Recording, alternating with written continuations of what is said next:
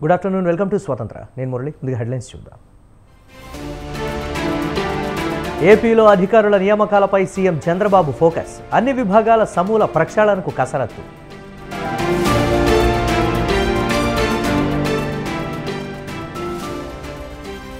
Camp ఆఫీసులో ఎంపీలతో జగన్ భేటీ. ఎన్నికల ఫలితాలు, భవిష్యత్ కార్యాచరణపై చర్చ.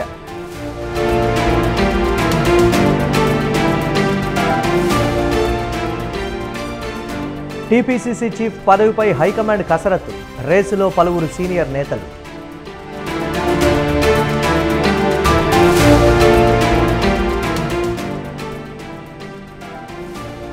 రేవంత్ సర్కార్తో కలిసి తెలుగు రాష్ట్రాలను ముందుకు తీసుకువెళ్తాం. కేసీఆర్తో జగన్ కుమ్మక్కే రాష్ట్రాన్ని తాకట్టు పెట్టారన్న బుచ్చయ్య.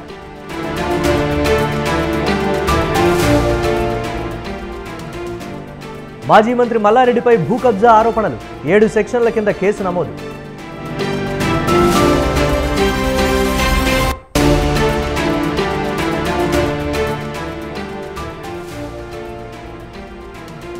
వయనాడ్ ఎంపీ స్థానానికి రాజీనామా చేసే యోచనలో రాహుల్. ఉప ఎన్నికల్లో ప్రియాంక పోటీ చేసే ఛాన్స్.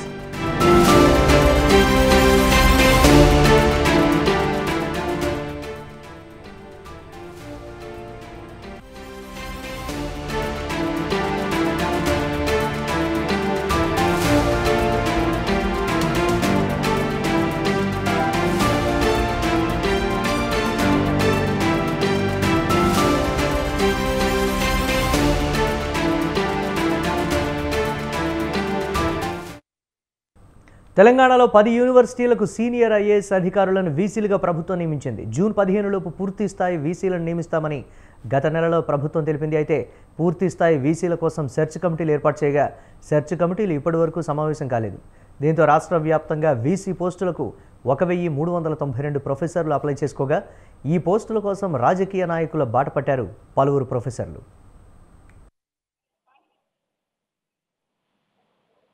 సంబంధించి మరిన్ని అప్డేట్స్ మా కరెస్పాండెంట్ విశాల్ అందిస్తారు. విశాల్. రైట్ మురళి, గత నెల మే 20వ తేదీకి రాష్ట్ర వ్యాప్తంగా ఉన్న 10 యూనివర్సిటీలలో వీసీల పదవీకాలం ముగియడంతో తాత్కాలికంగా సీనియర్ ఐఏఎస్ అధికారులను ప్రభుత్వం ఇన్ఛార్జ్ వీసీలుగా నియమించింది. ప్రస్తుతం సీనియర్ ఐఏఎస్ ఆఫీసర్లుగా వివిధ శాఖల డిపార్ట్మెంట్లలో బాధ్యతలు నిర్వహిస్తున్న వారికి అదనపు బాధ్యతలుగా యూనివర్సిటీల ఇన్ఛార్జ్ వీసీలుగా కూడా కొన్ని రోజులు బాధ్యతలు నిర్వహించాలని ప్రభుత్వం జీవో విడుదల చేసింది. అందులో భాగంగానే ప్రస్తుతం విద్యాశాఖ ప్రధాన కార్యదర్శి బుర్ర వెంకటేశం, జేఎన్టీయు సీనియర్ ఐఏఎస్ అధికారి దానకిషోర్, ఉస్మానియా యూనివర్సిటీ, ఇలా సీనియర్ అధికారులందరూ కూడా తెలంగాణలోని 10 యూనివర్సిటీలకు ఇన్ఛార్జ్ వీసీలుగా కొనసాగుతున్నారు. అయితే ఇన్ఛార్జ్ వీసీలను కేవలం జూన్ 15వ తేదీ వరకు మాత్రం కొనసాగిస్తాం. ఆ తర్వాత పూర్తి స్థాయి వీసీలను ప్రకటిస్తామని కూడా ప్రభుత్వం గత నెల తెలిపింది. అయితే ఇప్పటి వరకు పూర్తి స్థాయి వీసీలకు సంబంధించిన క్లారిటీని ఇప్పటివరకు కూడా రాష్ట్ర ప్రభుత్వం నుంచి రాలేదు. మరోవైపు ప్రతి యూనివర్సిటీకి వీసీని నియమించాలంటే సర్చ్ కమిటీలను ఏర్పాటు చేయాలి. ఆ సర్చ్ కమిటీలు ఒక్కో యూనివర్సిటీకి 3 ప్రొఫెసర్ల పేరును ప్రభుత్వానికి నివేదిస్తాయి. అయితే ఇప్పటి వరకు సర్చ్ కమిటీలు ఏర్పాటు చేసినప్పటికీ కూడా ఇప్పటివరకు సర్చ్ కమిటీలు ఉమ్మడిగా ఎక్కడ కూడా సమావేశం కాలేవు. ముఖ్యంగా ఈ సమావేశం జరగాలి. ఆ సమావేశం జరిగిన తర్వాత ఒక్కో యూనివర్సిటీకి 3 ప్రొఫెసర్ల పేర్లను ప్రభుత్వం దగ్గరికి వెళ్తాయి. ఆ 3 పేర్లలో ఒకరిని సీఎం రేవంత్, అదేవిధంగా ఇతర ఉన్నతాధికారుల సమక్షంలో ఒక్కొక్క ప్రొఫెసర్ ని ఒక్కో యూనివర్సిటీకి నుంచి సెలెక్ట్ చేసి ఆ తర్వాత గవర్నర్ కార్యాలయానికి ఆ పేర్లను పంపిస్తారు ఆమోదం కోసం. ఆ తర్వాతనే పూర్తి స్థాయి వైస్ ఛాన్సలర్లు తెలంగాణలో ఉన్న 10 యూనివర్సిటీలకి నియమించబడతారు. కానీ ఇప్పటివరకు రాష్ట్ర ప్రభుత్వం నుంచి ఇంకా సర్చ్ కమిటీల సమావేశాలు కూడా ఎక్కడగా ఏర్పాటు కాలేదు. దీంతో ఇన్ఛార్జ్ వీసీలనే ఈ నెల ఆఖరి వరకు కూడా కొనసాగే అవకాశం ఉందని కూడా ప్రస్తుత పరిస్థితులను చూస్తుంటే మనకు అర్థమవుతుంది మురళి. అయితే ఇన్ఛార్జ్ వీసీల వలన యూనివర్సిటీలో ఉన్న సమస్యలు పెండింగ్ లో ఉండిపోతాయి. అదేవిధంగా ఇన్ఛార్జ్ వీసీలకి ఇప్పటికీ అదనపు బాధ్యతలు ఉండడంతో వాళ్ళు పూర్తి స్థాయిలో యూనివర్సిటీల అభివృద్ధిగా ఫోకస్ చేయలేరనే ఒక అంశంని కూడా విద్యార్థి సంఘాలు లేవనెత్తుతున్నాయి. ఇక ఈ క్రమంలో ఎంత తొందరగా వీలైతే అంత తొందరగా వీసీలను పూర్తి స్థాయి వీసీలను నియమిస్తే అది రాష్ట్ర ప్రభుత్వం నియమించే ఆలోచన ఉన్నట్టు కూడా మనకి తెలుస్తుంది. అయితే ఈ నెలాఖరు వరకు కూడా సమయం పట్టే అవకాశం ఉంది మురళి. పొలిటికల్ ఇన్ఫ్లుయెన్స్ ఉంది ఆ నియామకాల్లో అనేటువంటి విమర్శలు కూడా వస్తున్నటువంటి నేపథ్యంలో ఎటువంటి చర్యలు తీసుకుంటున్నారు అధికారులు దీనికి సంబంధించి ప్రభుత్వం కావచ్చు? రైట్ మురళి, సాధారణంగా ఒక యూనివర్సిటీకి వైస్ ఛాన్సలర్ అంటే అది ఒక చాలా ఉన్నతమైన స్థాయి పదవి అని చాలా మంది ప్రొఫెసర్లు భావిస్తూ ఉంటారు. దాదాపు 1300 పైగా అప్లికేషన్లు ఈ 10 పోస్టులకి 1300 పైగా అప్లికేషన్లు వచ్చాయి. వీటిని స్క్రూటినీ చేయడమే ఒక పెద్ద టార్గెట్ గా కూడా ప్రభుత్వం ముందు మారింది. మరోవైపు సామాజిక సమీకరణలను సైతం ప్రభుత్వం పరిశీలిస్తుంది. అంటే కేవలం రెడ్డి సామాజిక వర్గంలో అంటే ఒక సామాజిక వర్గానికి ఎక్కువ పోస్టు ఇలాంటి ఇవ్వద్దు అనే ఒక అంశాన్ని కూడా రాష్ట్ర ప్రభుత్వం పరిశీలిస్తుంది. మరోవైపు కొంతమంది ప్రొఫెసర్లు యూనివర్సిటీ బీసీ పదవిని పొందేందుకు రాజకీయ నాయకుల దగ్గరికి వెళ్ళి అక్కడి నుంచి రికమెండేషన్లు చేయించుకునే ప్రయత్నంలో కూడా ఇప్పటికే కొన్ని ప్రయత్నాలు కూడా జరుగుతున్నాయన్నట్టు కూడా తెలిసింది. ఇక రాజకీయ నాయకుల ప్రోద్బలంతో బీసీల నియామకం జరుగుతుందా లేదా పారదర్శకంగా రాజకీయ కుల సమీకరణాలు అన్నింటిని దృష్టి పెట్టుకొని ఈ బీసీలు నియమిస్తారు అనేది మనకి ఈ నెలాఖరులో తెలియనుంది మురళి.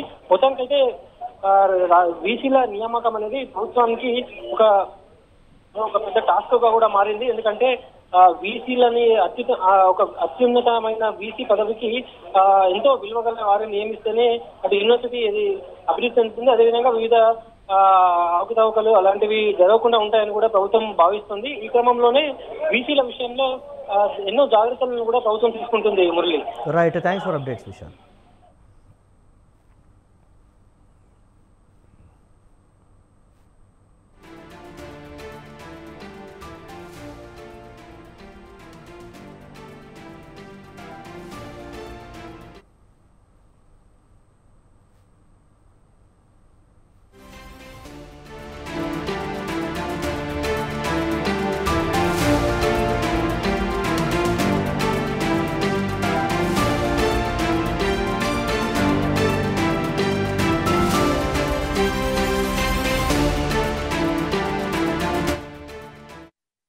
మాజీ మంత్రి మల్లారెడ్డిపై మరోసారి కేసు నమోదైంది. పేట్ బషీర్బాద్ పోలీసులు భూ కబ్జా కేసు నమోదు చేశారు. మల్లారెడ్డితో పాటు అల్లుడు రాజశేఖర రెడ్డిపై కూడా కేసు నమోదైంది. 7 సెక్షన్ల కింద కేసులు నమోదు చేశారు పోలీసులు. తమ స్థలంలోని నిర్మాణాలను మల్లారెడ్డి కూల్చేశారని software engineer Sheri Srinivasareddy complaint చేయడంతో పేట్ బషీర్బాద్ పోలీసులు కేసు నమోదు చేశారు.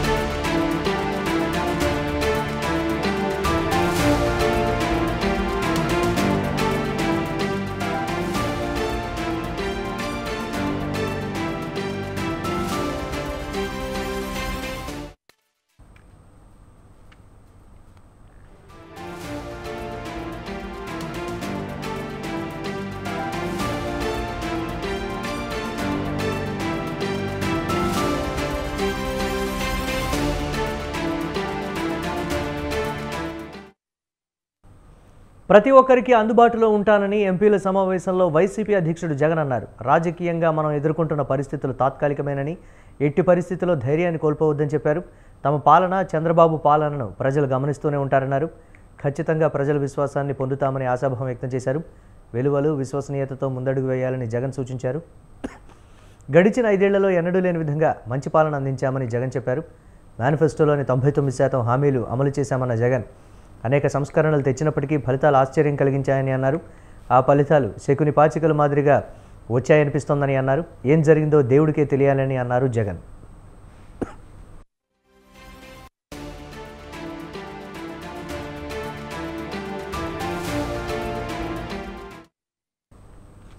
వైసీపీ పార్లమెంటరీ పార్టీ నాయకులతో పార్టీ అధ్యక్షుడు జగన్ భేటీ అయ్యారు. రానున్న పార్లమెంట్ సమావేశాల్లో అనుసరించాల్సిన విధానంపై పార్టీ ఎంపీలకు జగన్ దిశానిర్దేశం చేశారు. పార్టీ పరంగా చేపట్టనున్న కార్యక్రమాలపై జగన్ చర్చించారు. ఎన్నికల ఫలితాల అనంతరం వైసీపీ నాయకులు ఎమ్మెల్యేలపై దాడులు, ప్రైవేటు ప్రభుత్వ ఆస్తులకు నష్టం కలిగించడం తద్వారా రాష్ట్రంలో హింసకు ఆజ్యం పోయడం తదితర అంశాలన్నీ కూడా సమావేశంలో చర్చకొచ్చాయి.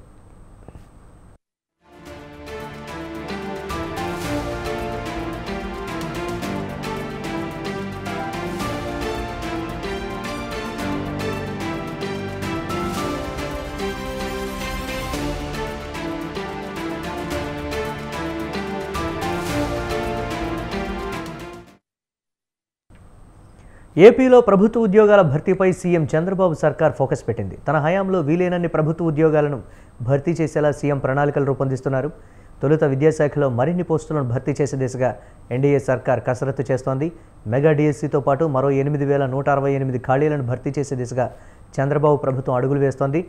నిబంధనల ప్రకారం కాంట్రాక్టు పోస్టులను రెగ్యులర్ పోస్టులుగా భర్తీ చేసే అవకాశంపై ఏపీ సీఎం ఆరా తీస్తున్నారు.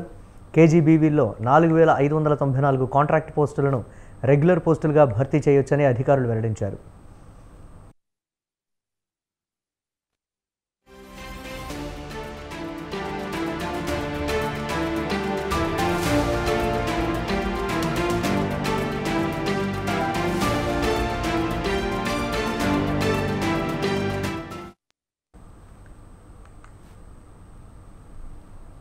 ఇక తమ శాఖలో ఇంకా 8,168 ఖాళీలను రిక్రూట్ చేసే అవకాశం ఉందని విద్యాశాఖ అధికారులు వెల్లడించారు. ఆ ఖాళీల భర్తీ ప్రక్రియను కూడా చేపట్టాలని సీఎం చంద్రబాబు ఆదేశాలు జారీ చేశారు. విద్యాశాఖ తరహాలోనే మిగిలిన శాఖల్లోనూ పోస్టులు భర్తీ చేయాలనే యోచనలో ఏపీ సీఎం ఉన్నారు.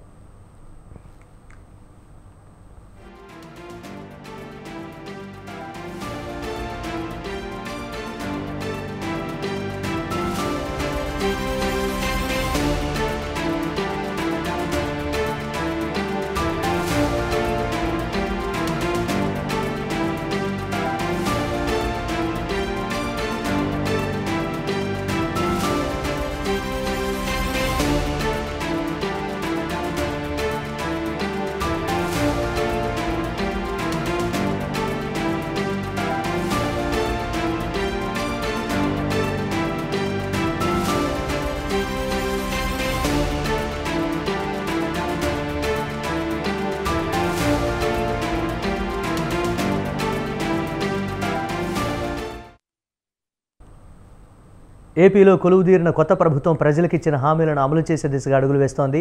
ఇందులో భాగంగా పెన్షన్లు పెంచుతూ సర్కార్ ఉత్తర్వులు జారీ చేసింది. పింఛన్ పథకానికి ఎన్టీఆర్ భరోసాగా పేరు మారుస్తూ సీఎస్ నీరబ్ కుమార్ ఉత్తర్వులు జారీ చేశారు.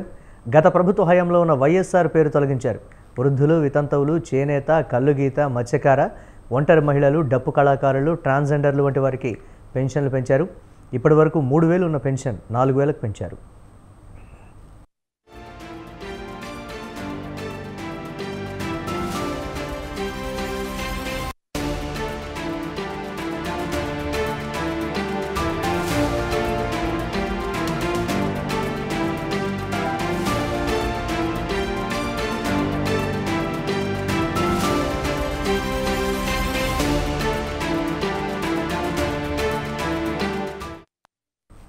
సచివాలయంలోని తన ఛాంబర్లో బాధ్యతల స్వీకరణ అనంతరం మూడో సంతకం పింఛన్ల పెంపు దస్త్రంపై పెట్టారు. 2014-19 మధ్య టీడీపీ ప్రభుత్వం పింఛను పథకానికి పెట్టిన ఎన్టీఆర్ భరోసా పేరుని ఇప్పుడు కూడా కొనసాగించనున్నారు. వృద్ధులు, వితంతువులు, ఒంటరి మహిళలు, చేనేత కార్మికులు, కల్లుగీత కార్మికులు, మత్స్యకారులు, చర్మకారులు, డప్పు కళాకారులు, హిజ్రాలు, హెచ్ఐవి బాధితులు, కళాకారులకు ఇప్పటివరకు అందుతున్న 3,000 పెన్షన్ను ఒకేసారి 4,000కు పెంచుతూ నిర్ణయం తీసుకున్నారు. వీరికి ఏప్రిల్ నుంచే పెంపును అమలు చేయనున్నారు. అంటే జూలై 1న పింఛన్ కింద వీరికి 7,000 అందిస్తారు.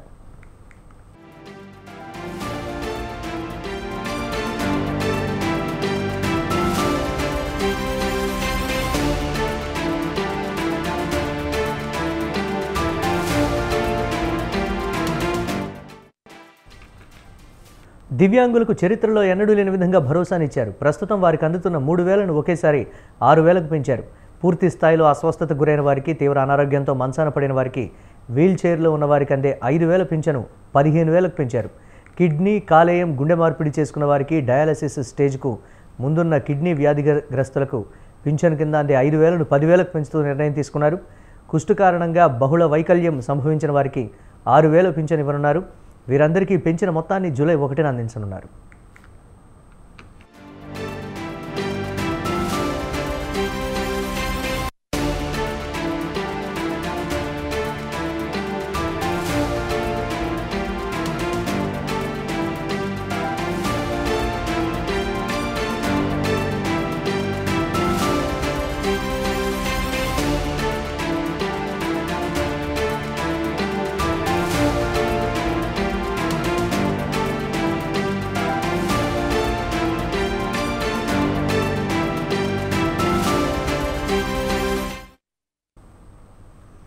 రాష్ట్రంలోని 65.39 లక్షల మంది పింఛన్దారులకు పెన్షన్ ఇవ్వడానికి ప్రస్తుతం నెలకు 1,939 కోట్లు ఖర్చవుతోంది. పెంచిన పింఛన్ అమలుకు గాను జూలై నెలకు 4,408 కోట్లు ఖర్చు కానుంది.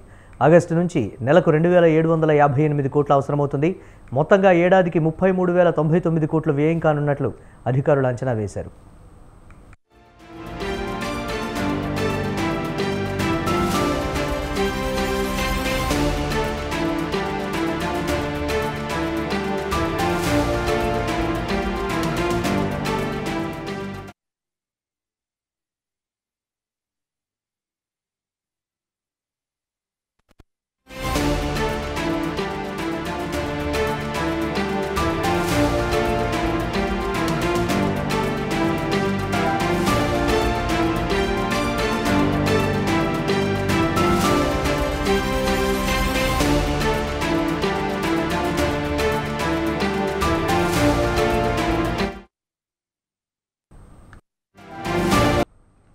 ఇవి ఇప్పటి వరకు అప్డేట్స్. కీప్ వాచింగ్ స్వతంత్ర.